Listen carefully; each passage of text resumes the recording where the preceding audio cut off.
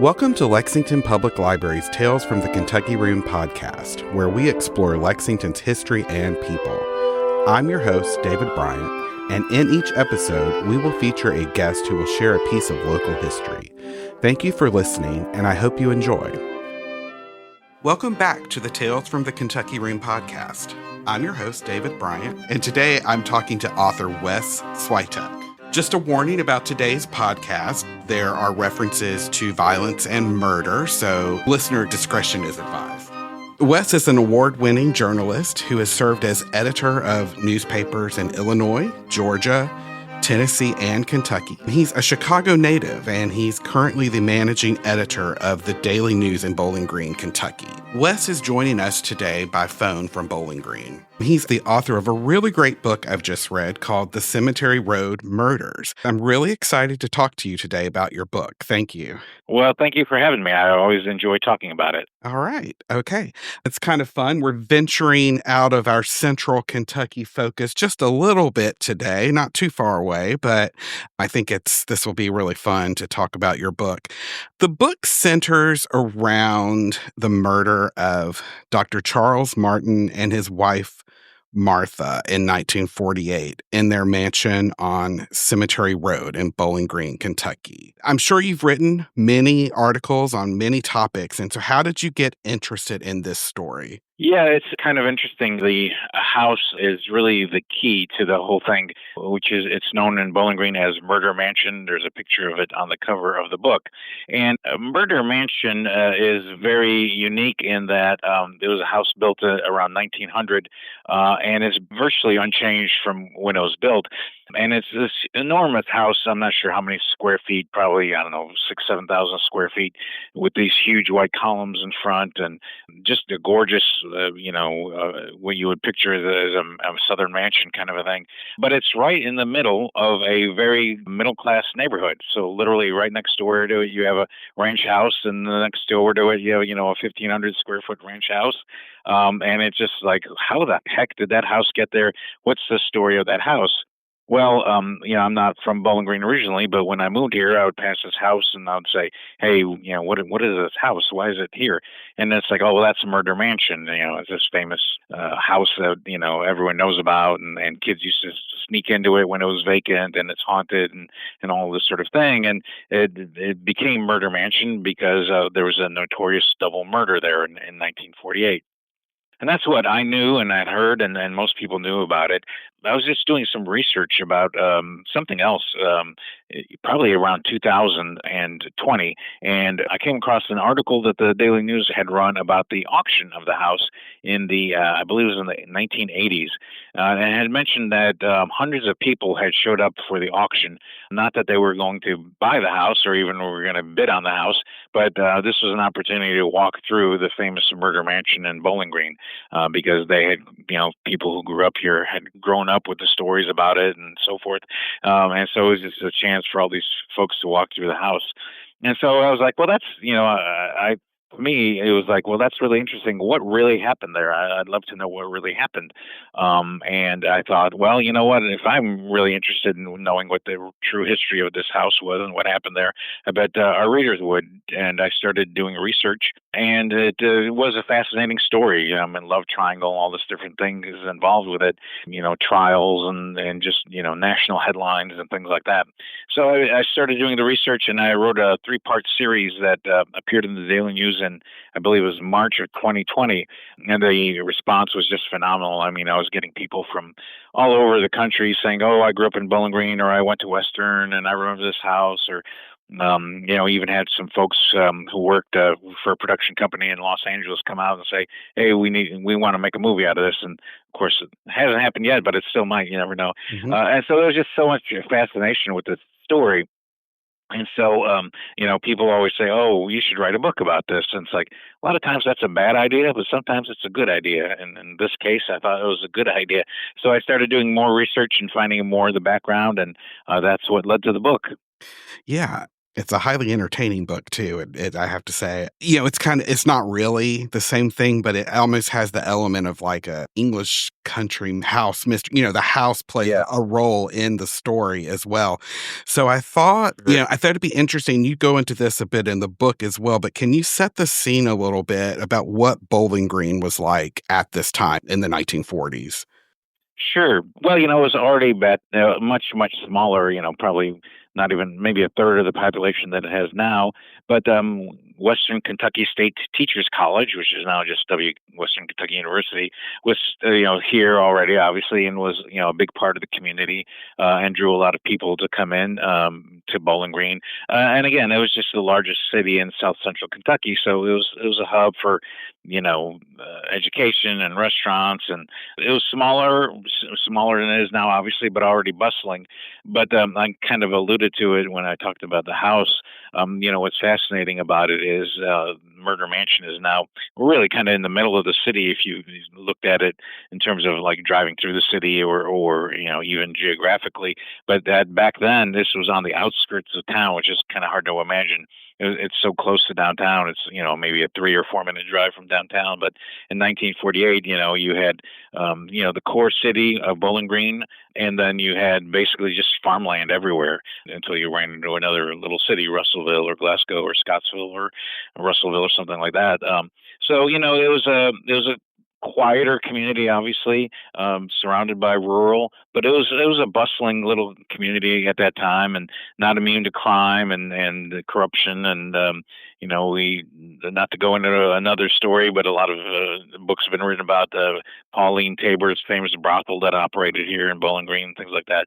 So there was a little bit of everything. And in 1948 as well, what you had was there was a lot of service members who had returned from the war. The Western had set up a lot of programs for returning service members, so you had a lot of influx of young men coming to Bowling Green for the first time. So it was, I think, a very bustling, vibrant place. When you look at the pictures of downtown around our downtown areas around centered around Fountain Square Park, and it's still very vibrant, and most of the buildings are still there exactly as they were in the 30s and 40s and 50s.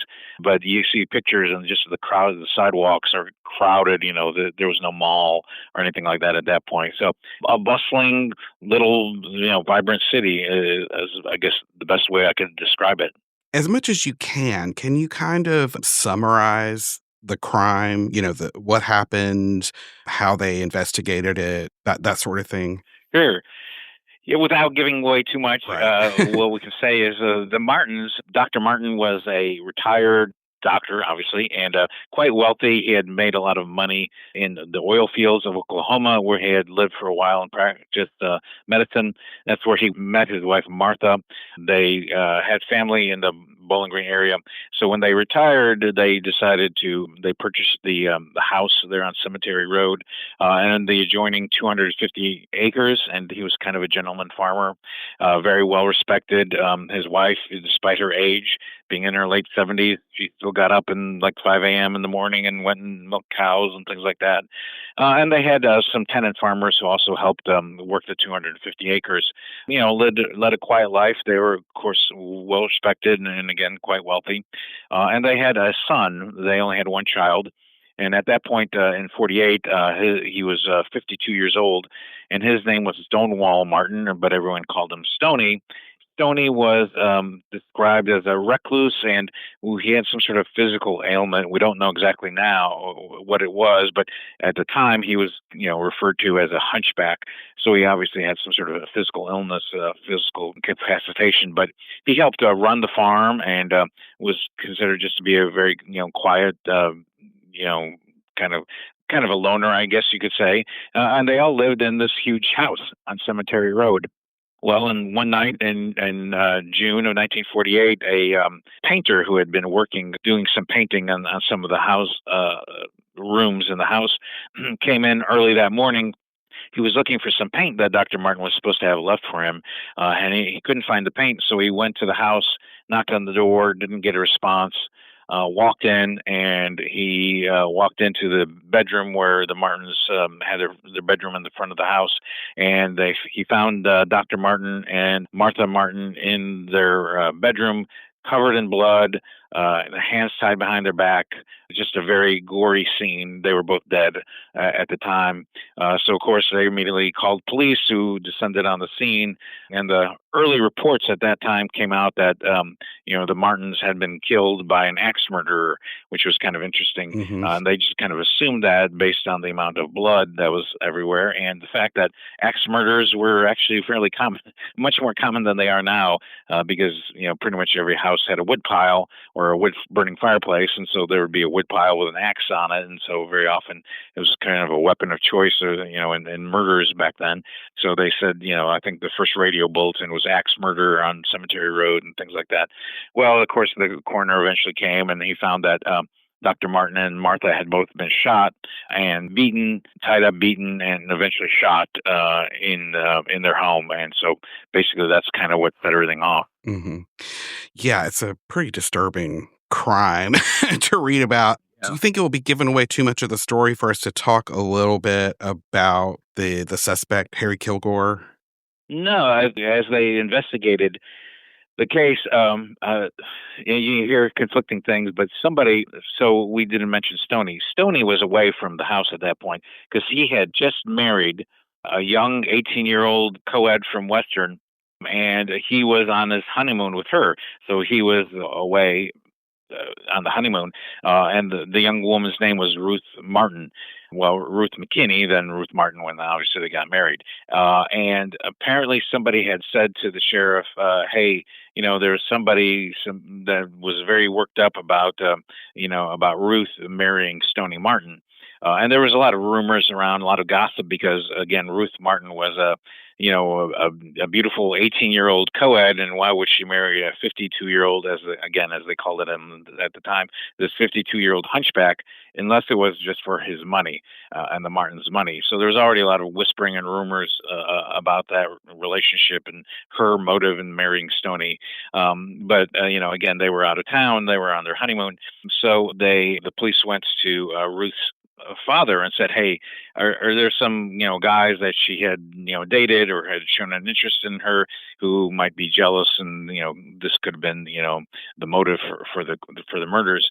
And he gave them a list of 17 names, and she was apparently quite popular. Had a lot of men interested in her, and so they started winnowing down the list, and they were down to a couple, and one of them was Harry Edward Kilgore. And they went to the rooming house in Bowling Green that he was staying at, and his landlord said, no, he's not been home for quite a while. And so they went to his mother's house in Glasgow, which was where he was from. And sure enough, they found him, and he was apparently trying to leave the house in a car, and they stopped him, and they looked in the car, and they saw bullet shells and all sorts of things, and they wound up looking through the car, and they found like some rope and a flashlight with what looked like dried blood on it, and all sorts of stuff that seemed to indicate that he was probably involved in this case. So they brought him to Bowling Green, and sure enough, very shortly after that, he confessed. Mm-hmm. Yeah, and it's interesting because that happens fairly soon in the story. And then there's lots of other things that happen, surprising turns that I really didn't see coming. Like, he confesses to it, and then so he ends up being found guilty, correct? I was just gonna say, yeah, he basically he confesses, and as they expected, he says that the motive was that he had apparently briefly dated Ruth that previous summer, and he was quite upset about the fact that he felt that the Martins had kind of taken Ruth away from him, and that Stoney effectively had taken Ruth away from him. And so he said that basically that was his motive he wanted some sort of revenge, or it wasn't really clear, but basically he said that was the motive. And in fact, that is why he confessed to coming into that house and, killing the Martins. And it's interesting that early on you mentioned that there was a love triangle. So I don't know if the triangle is more between Harry Kilgore, Ruth, and Stoney, or if that involves more when George Daggett enters the story as well. I would say George Daggett, which Yeah. That's the coming up with George Daggett. Yes. Yeah. And so, so can you tell me a little bit about George Daggett? Sure, sure. So, well, Harry Edward Kilgore, he at first, even though he had admitted to committing the crime, he later pleads not guilty by reason of insanity. And there's a whole saga that involves that in terms of the proceedings, the legal proceedings, to try and see if he was, mentally ill or not, whether he could be tried. And that, again, is one of the more fascinating things. But I could go down a rabbit hole with that. But eventually, he's found competent to stand trial. And so the trial is about to begin. Overflow crowds. Because at this point now he's pleading not guilty. Even first not guilty by reason of insanity, that's thrown out. So now he's just pleading not guilty when the actual trial starts. And there's people all around downtown Bowling Green trying to get in the courthouse. They can't get in. The floor is apparently sagging the weight of all the people in the courtroom. Obviously, everyone wants to learn the salacious details of what really happened. And almost as soon as the proceedings begin, the attorney says, "Can we talk to you, to the judge? Can we talk to you in chambers?" And they go behind closed doors, and the attorney and Harry Edward Kilgore say, "Actually, if you take the death penalty off the table, I will confess. I will plead guilty to murder, the double murder, and I will also tell you the full story of what happened." And so there's a lot of haggling behind the scenes, and the families agree. It's like, we'll take the guilty plea, and we'll avoid the trial. We'll take the death penalty off the table. But then the whole saga becomes, well, what do you mean? What's the real story? And Harry Edward Kilgore goes on to say that, yes, he did kill the Martins. There was an effort to plot basically to get the money from the Martins family. That the idea was that he would first kill the Martins, and then when Stoney and Ruth came back from their honeymoon, or after the murders, obviously, they would then kill Stoney, and that Harry, and Ruth would live in the mansion and have all the Martin money, and they'd live happily ever after. But there was a third person involved, according to Harry Edward Kilgore, the guy who was the actual mastermind of all this plot, this weird, exorbitant plot to get all the money, and his name was George Daggett, who was quite an interesting character himself. George Daggett was a music professor at Western. He was Juilliard trained, apparently was quite brilliant, and just well respected and known for his sense of humor. It was like, literally, as the saying goes, the last person you would ever suspect of being a criminal mastermind. But sure enough, he says George Daggett is the one who put me up to this. He's the one who came up with the plan. And George Daggett, again, mild-mannered music teacher, piano player, like I said, Juilliard educated. He has, taught at colleges around the country, including at Western at that point. Gave performances in the community. Still lived with his mother at the age of, I believe he was in his 50s at that point. So again, just somebody you would never expect. So George Daggett then becomes somebody that is charged with basically being an accomplice to the murders, and he is put on trial twice. Yeah, it's really wild, the story. Mm-hmm. And George Daggett also, well, there's a couple of things about him. He also was a music therapist. So, he used music therapy, and that was one of his things, was that he was working with Kilgore to try to help him, I guess, with some of his anxieties or something, which I thought was really interesting. But also, like, looking back on it now, I mean, it's obvious that a lot of anti-gay sentiment was used in the trial against George Daggett. Right. And so, at that time, that would have been so shocking, I think. And like, how was that covered in the media at the time? It was alluded to. Mm-hmm. They would. It wasn't like outright discussed very much, but certainly it became the central role of the prosecution. It was like, and going back, we didn't really talk about Harry Edward Kilgore too much, but Harry Edward Kilgore is a fascinating character as well, because he was a brilliant, by all accounts, a brilliant guy. He was studying physics and math at Western, very bright. He basically was one of those guys who knew something about everything, and it was just but he was also very odd. There was I think think, a critical point in his life when he was 2 years old, and his father, who was a well-known postal carrier in Glasgow, killed himself.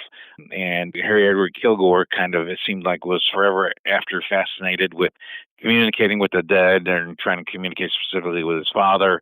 So he would, go to cemeteries at night and walk around and do all these sort of weird things. And so again, depending on who you talk to, he was either very weird and unusual and probably mentally ill. Other people just think he was very brilliant, maybe psychotic, but just a really, somebody who was obviously the real mastermind behind the killings and so forth. And he was just putting Kilgore up. But he had a relationship with Daggett. Daggett was one of his teachers, and they developed a friendship. And so that friendship was, again, the sort of the key for the prosecution, because all they would have to say is, George Daggett and Harry Edward Kilgore had an unusually close relationship, or talk about the fact that they would say that they loved each other. And then the implication was, obviously, at that time, that yes, they were involved in a homosexual relationship, and that proved that they were both, murderers, because at that point there was, not an uncommon belief that to be homosexual was a sign of mental depravity, and that you were a criminal, just for that being gay at that point. They never explicitly talked about that, but they certainly were implying that throughout the trial. And again, the jurors at this point, they were mostly farmers, because they were drawn from the outskirts of the city. And so they were, not particularly well educated, and not, probably not the least prejudiced people you could find at that time. So the first case ended in a mistrial. And the second case, he was convicted. He was convicted of being the mastermind behind this double murder. Then, what became really interesting, and again, a lot of interesting characters in this, there was a famous appeal filed by Daggett's attorney. And in the appeal, it mentions the fact that in the second trial where he was convicted, the jurors came back to the judge, and they only had one question. And they said, "Judge, could you tell us what the word homosexual means?" And the judge rightly, of course, said, "No, you don't need to know what that means. You just need to try this case based on the evidence I have before you." And they did, apparently, to some extent, and they said guilty. Well, the Kentucky Court of Appeals immediately threw the conviction out. And they said, yeah, obviously this was a prejudicial trial. The jury was not going based on the evidence, because there was none other than Harry Edward Kilgore, who was a proven liar. His account of what happened, there was just not enough evidence, and there was obviously signs of prejudice by the jury in giving the guilty plea. So the conviction was thrown out. So yeah, it was. At the time, it was not talked about quite explicitly. But it was certainly something that was at the forefront of the trial at that time. Yeah, absolutely. I was just kind of doing some of my own searching on newspapers.com, and I found a short article from the Courier-Journal in 1950, and it mentions, George Melvin Daggett, dapper 36-year-old former music professor. And then it goes on to say Kilgore, one of Daggett's former students and a close companion. Right. It's like these kind of terms. It's like, here's Daggett, a bachelor and one-time honor student. Right. It's like there were just like little clues dropped, I think, at a different time. So yeah, I think anybody reading it at the time would know what all that terminology meant, and certainly the jury did too. And again, it's crazy to think now. I mean, I guess we're 70 years later, but that a jury would say, "Oh yeah, we'll send somebody to life in prison based on that's our evidence." But it happened. It probably happened much more than we even know. Yeah, and I just kind of get the impression from Kilgore that he was kind of, like you said, really smart, kind of a sociopath who could kind of manipulate people.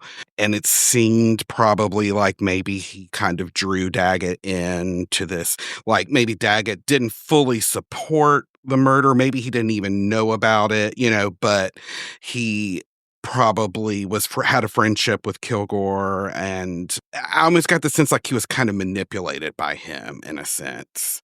Yeah, I think Daggett was not street smart by any means. He was academically very smart, but I don't think. I mean, the plan, if that was really the plan, made no sense. We're going to kill the Martins, and then we're going to kill Stoney when he comes back from the honeymoon, and no one's going to suspect a thing. And then the three of us are going to live in the mansion, and no one's going to say anything. I think Daggett would know that that was not a realistic plan.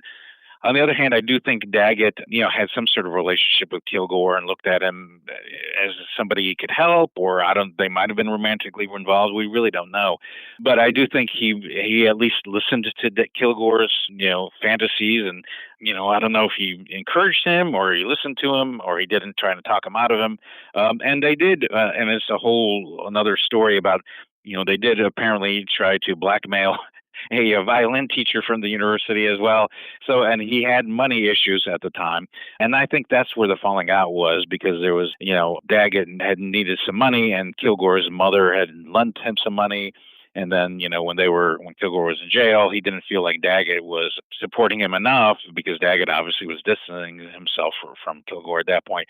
So there was some friction there, and looking back on it, and I didn't put this in the book because it was just more on a reflection for me.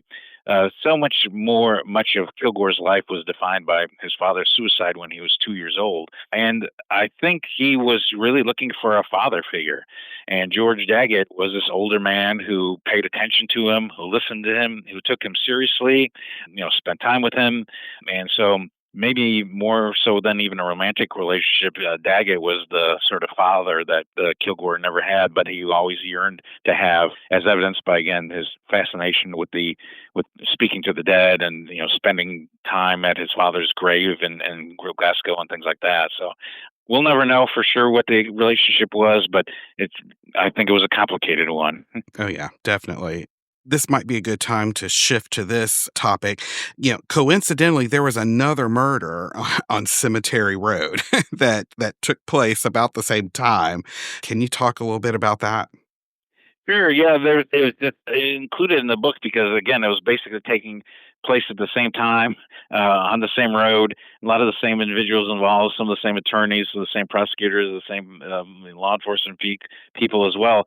But the brief version of it is there was a woman who, they were tenant farmers also on the Martin farm at one point, and she and her husband were not getting along. And one day, her husband and a friend were at the house drinking a lot of whiskey, and they asked for some food, and she brought out some food, including some buttermilk, and then both men drank some buttermilk and they died shortly after. And it turned out that they apparently had been poisoned. And so she was charged with their murder, the double murder, as well as her mother. And it was a sensational trial as well at the time. She was eventually found not guilty, however, because there just wasn't enough evidence. But it turns out that her mother was allegedly had poisoned her first husband.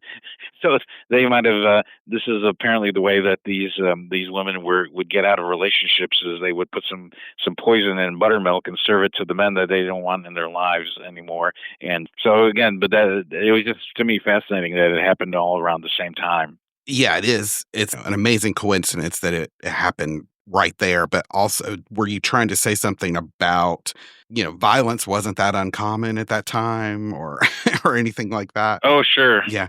Yeah.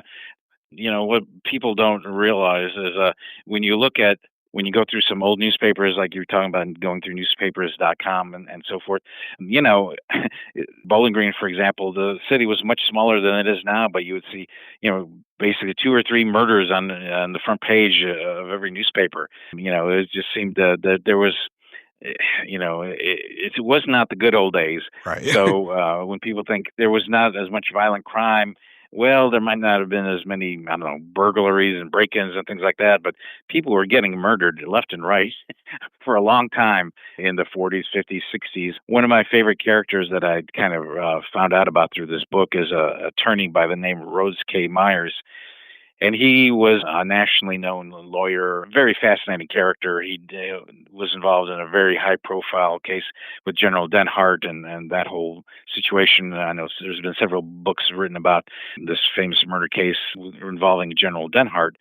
And Rhodes K. Myers, at one point, was doing some research, and he had talked about the fact that he had, never had any of his clients sentenced to death. That he was always able to get his murder clients off, maybe with life in prison or something like that. And then, but he mentioned the fact that I've gotten all my clients off. None of them have gone to the electric chair, and I've had 300 murder cases in my career. And that's pretty spectacular when you think about it, because he had been practicing law for maybe 20 years in Bowling Green at that time in the 40s, 50s, 30s, 40s, 50s, and he had 300 murder trials. Wow. Well, I would venture a guess that every attorney in Bowling Green, and there's a lot of them, they don't have, combined, they don't even have half that number. So the fact that he was, basically having like 2 or 3 murder trials a week, Wow. kind of speaks to the times, I guess, back then. Yeah, that's amazing. So I don't want to give away too much of what happens with the book. I still want to give people a reason to read it. Was there anything else that you wanted to talk about that I didn't ask you about today?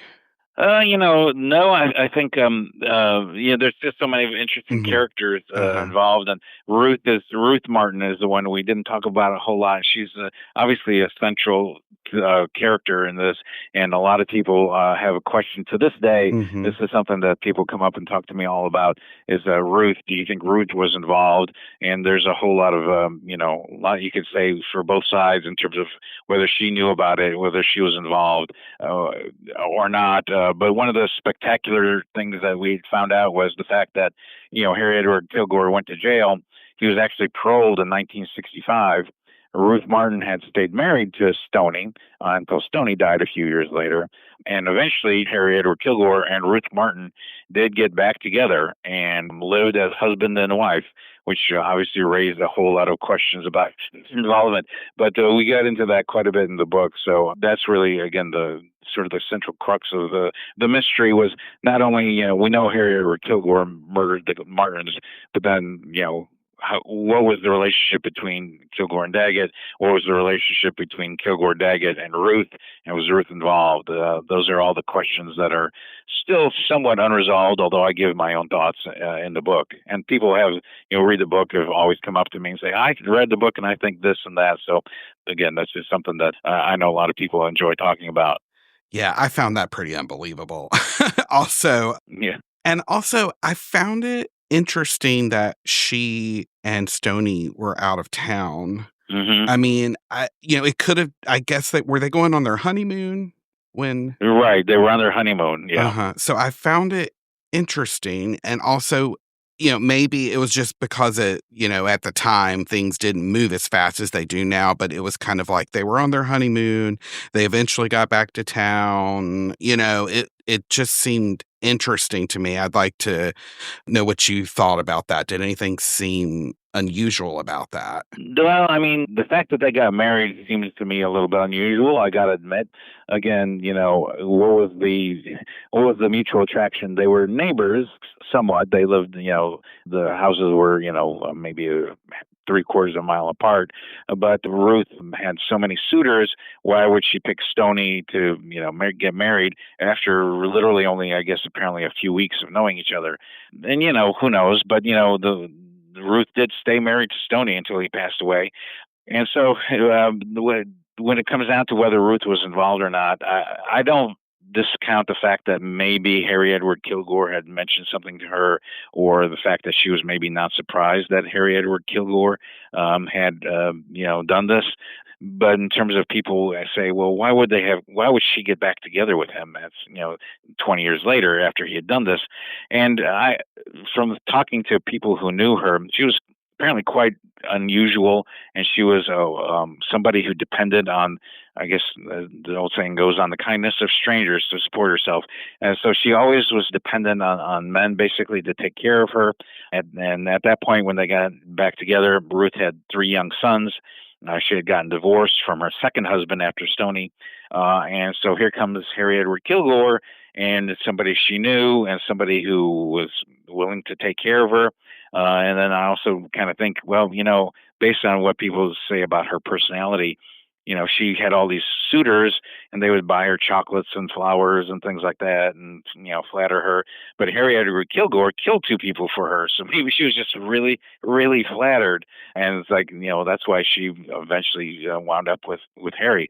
But the biggest thing that you can say that for her not being involved was the fact that when Stoney got back, he had certainly heard the rumors that, hey, your new wife was in on this. She was after your money. So he went down to the courthouse right away, even before the trial, and filed a will. And the will said that if you get remarried after I die, you don't get any of the money. When Stoney died, Ruth did inherit. She inherited the house. She inherited the oil land. She inherited all the money, the stocks, and everything. Quite a bit of money. But then she later did meet a banker here in Bowling Green, and they apparently fell in love and got married. And because she got married, she gave up everything. She had to move out of the house. She had to give up all the money. So if she was really interested in the money, she wouldn't have done that, more than likely. The rumor was that she was pregnant at the time, and certainly there was a stigma about being unmarried mother, but there's no legal reason for her to have gotten married, and she did. She moved out of the house, gave up all the money, and so that makes you kind of think that maybe she wasn't involved because, if she was really after the money, she had it, and then she gave it up. So, Mm-hmm. Yeah, I guess murder is one way to show someone you really care. Yes. That's just the name of a book title right there. Right. No, it's really a fascinating story. It goes really fast, too. I think I read it in like a day and a half. It's quite entertaining. The research is you did a lot of research for the book. Do you have any upcoming books or projects you'd like to talk about? Well, sure. Actually, I just, in the last couple of weeks, finished up my second book. It's going to be called When the Bluegrass Ran Red. And it's about the era of the 60s and 70s in Kentucky. It's a very turbulent time. Obviously, it was a turbulent time nationally and internationally with so many things going on. But there was it seemed a spate of very high-profile crimes and situations going on in Kentucky. Newport at that time was Sin City, and it was basically the vice capital of North America, really. It was Las Vegas before Las Vegas was around. Bowling Green was known as Little Chicago because of all the corruption and bombings that were taking place and the bodies being dumped in Barren River. There was several other high-profile murders, many still unsolved today. So it just kind of came together when I was doing research. It's like, man, there's a lot of interesting stuff that all happened probably within a 5 or 6 year window in Kentucky. So it's a look at about probably 12 notorious crimes and situations that were happening in Bowling Green and Newport and Louisville and Lexington, basically all around Kentucky in that era. And it's going to be coming out. It's also published by Acclaim Press, which published the Cemetery Road Murders. And we don't have a publication date yet. It should be later this year or in the spring, but it'll be available everywhere you can buy a book. It's going to be, again, the title is When the Bluegrass Ran Red. All right. Well, that sounds really interesting, and I look forward to reading that one too. Wes, it's really been a pleasure speaking with you today. Thank you for your time, and we really enjoyed it. Thanks, David. I appreciate the interest, and I hope everyone enjoys reading the book. Okay. Thank you so much. Thank you. Thanks for listening to Tales from the Kentucky Room, a podcast brought to you by the Central Library's Kentucky Room staff at the Lexington Public Library. If you enjoyed listening, please take a minute to subscribe, rate, and review the podcast on Apple Podcasts, Spotify, or wherever else you get your podcast. And please remember to recommend the podcast to friends. If you have any questions about local history or genealogy research, you can visit us in the Kentucky Room to use our collection and newspaper microfilm. Or you can email us at elibrarian@lexpublib.org. That's elibrarian@lexpublib.org. I'm David Bryant, and we'll be back with another episode next month.